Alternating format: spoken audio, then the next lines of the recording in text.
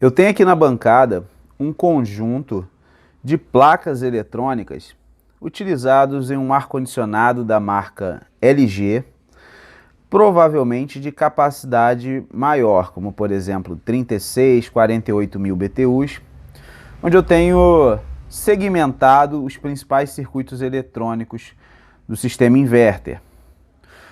Onde eu tenho aqui o conjunto de placa da unidade externa, onde eu tenho aqui inicial, na entrada, por onde recebe a energia da rede elétrica, a placa de filtro.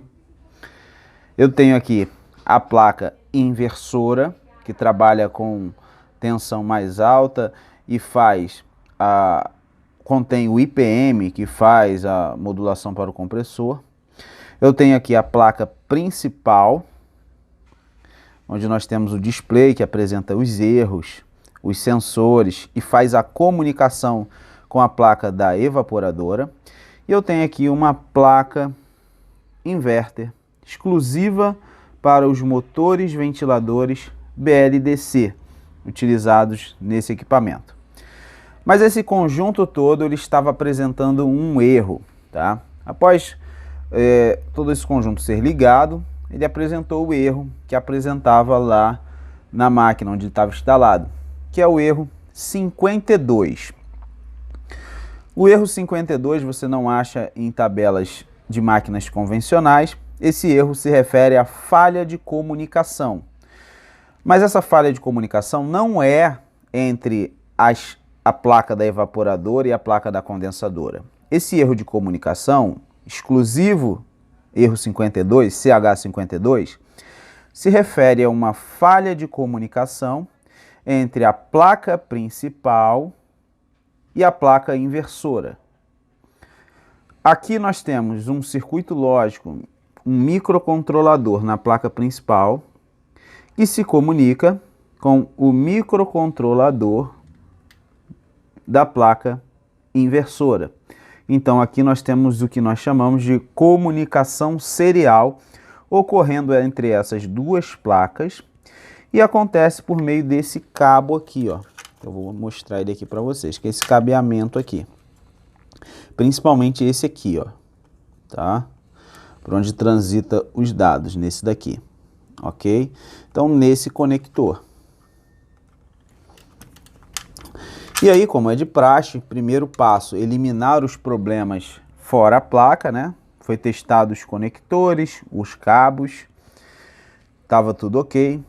Foi também verificado as tensões básicas e necessárias para as placas funcionarem, estava ok, né? São as tensões de 15, 12, 8 e 5 volts. Nessas placas estavam tudo ok, tem até os pontos de conferência dessas tensões. Se você conferir aqui, para essa placa aqui, nós temos aqui, ó, 12 volts, está localizado bem aqui. Eu tenho aqui o 15, eu tenho aqui o 8. O 15 e o 8, você pode conferir em referência com esse GND aqui, ó.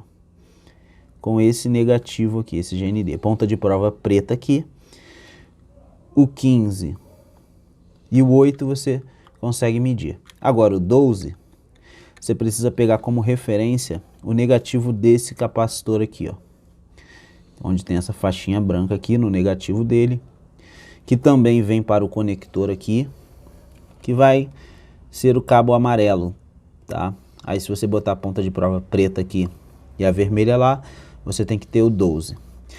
Os 5 volts você confere aqui, ó, na outra placa, onde nós temos aqui os 5 volts, em comparação, tá, com esse GND aqui, ó, dessa placa mesmo aqui. Mas aí você pode pegar ele aqui no conector, que é o cabo preto, cabo aqui número 2, o preto, tá? Você pode pegar ele aqui, e aí é a sua referência para o teste. É importante saber que essas placas elas têm duas referências, dois GNDs diferentes. Um, onde você pega no cabo amarelo para testar o 12 volts, e o outro que a gente utiliza aí para o teste da comunicação. tá bom? Então tem que ficar atento aí a isso.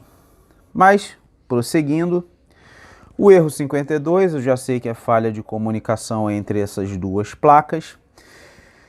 E aí, primeiro passo foi conferir essas tensões para saber se não era falta de alguma tensão. Foi verificado que os dois microcontroladores funcionavam corretamente por conta dos LEDs. Eu tenho LED piloto aqui para esse microcontrolador, onde eu tenho um LED aqui, tá? Eu tenho um LED localizado aqui. E eu tenho outro LED localizado por aqui, aqui eu tenho mais dois aqui. Esses LEDs são LEDs pilotos que me mostram que o status do micro está ok. Assim como também esse outro micro aqui, também tem seus LEDs pilotos aqui, tem outro aqui em cima, e tem o display, né, indicando que estava tudo ok, tudo funcionando. Então tudo indicava que o problema era realmente no circuito da comunicação. E o circuito da comunicação consiste aqui nesses optoacopladores aqui, nesses dois optoacopladores, juntamente com os resistores e um transistor que tem aqui próximo, que também, junto com esse circuito, eu tenho mais esses outros componentes aqui. São mais dois optoacopladores, mais o transistor aqui, que faz a parte da comunicação desse micro aqui, ok? E aí eu precisei fazer a engenharia reversa desse circuito e fiz aqui um desenho simplificado, de como funciona a lógica da comunicação dessas duas placas. Então eu tenho aqui a placa principal e eu tenho aqui a placa inverter. Lembrando que são referências diferentes para fazer as análises, mas o interessante é você entender que o microcontrolador da placa principal, ele tem dois terminais que são conhecidos como RX e TX. O RX é o receptor, por onde ele vai receber dados seriais. E o TX, por onde ele vai transmitir dados. Lá no outro microcontrolador da placa inverter também tem um RX, um receptor, um pino onde ele vai receber, e um pino TX, onde ele transmite. E aí vamos entender a lógica da comunicação.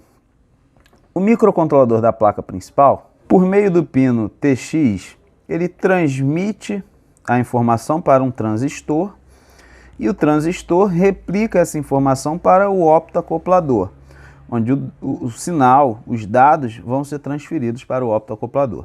O optoacoplador, ele isola a comunicação desse lado para esse, galvanicamente, mas faz aqui a transmissão do sinal.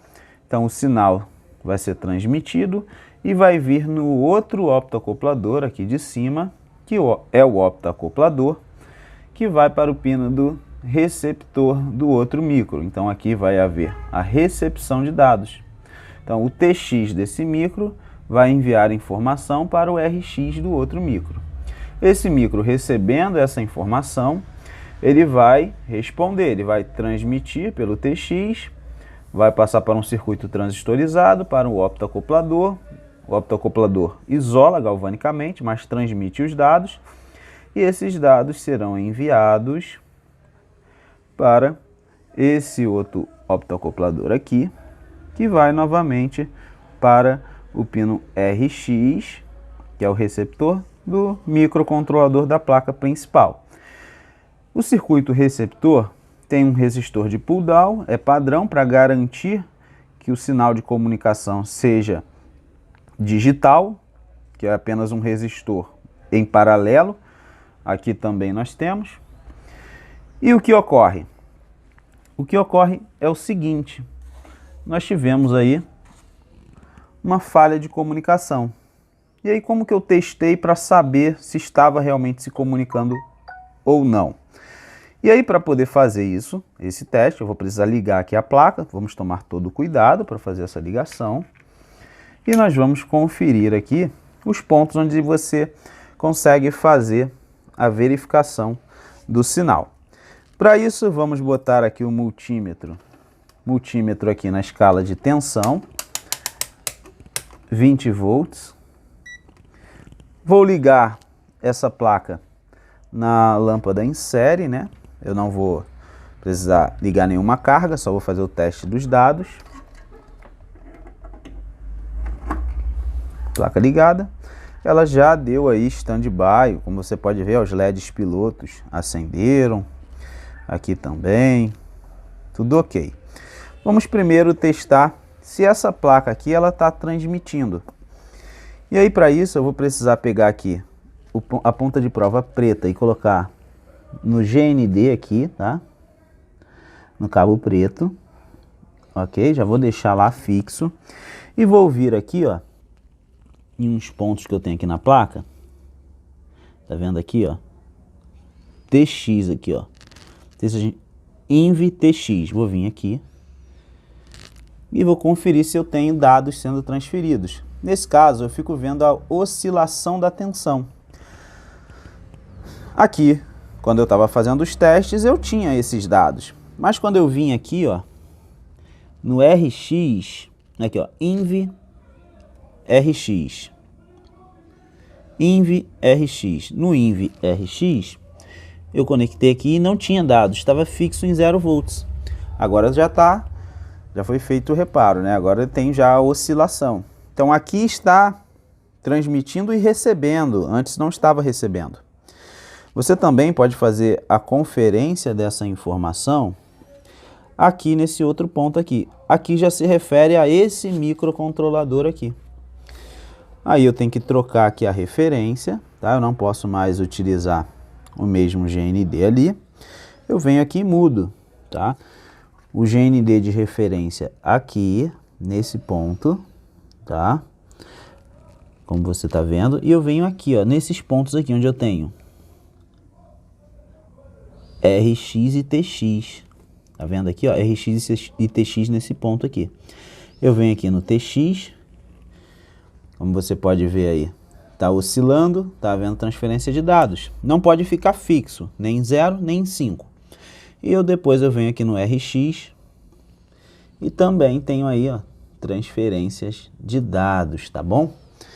Agora deixa eu desligar aqui para poder a gente entender como que foi feito esse reparo.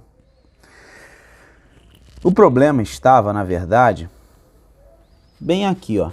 Eu tinha um capacitor cerâmico nesse ponto aqui que estava dando fuga, tá? Após retirar ele, a placa já conseguiu se comunicar. Por ser um capacitor de filtro que trabalha filtrando, ele não influencia no funcionamento, né? Só em retirar já voltou a funcionar. Já funcionou. Esse capacitor aqui, ele vai localizado aqui, ó, nesse ponto aqui. Então, como ele estava dando fuga, ele estava com uma resistência muito baixa, o que que acontecia? O sinal, ele estava sendo drenado para o GND. Então, o sinal que vinha, ele era drenado para o GND. E não entrava aqui nesse optoacoplador, não tinha recepção de dados para esse microcontrolador. E aí dava o erro de falha de comunicação. Então, após a análise, né, e o teste, nós verificamos aí que esse capacitor, ele está aqui, ó, só para você ver o capacitor. Está localizado aqui. Ele estava dando fuga. O capacitor, pessoal, ele não pode apresentar valores de resistência baixos. E no circuito estava muito baixo o valor de resistência, estava na casa de 70 ohms. E aí a gente sabe que por estar no circuito pode ser alguma influência do circuito. E após tirar ele, a gente verificou que onde ele era soldado não tinha essa impedância, fazendo o teste sem ele. E testando ele aqui fora, também encontramos aí uma baixa resistência para esse componente. E dessa forma, a gente conseguiu reparar essa placa. E eu vou agora colocar o capacitor cerâmico aí novamente. É um capacitor de filtragem. Então, eu vou utilizar aí algum capacitor de valor padrão para isso. E aí a placa está pronta aí e foi reparada.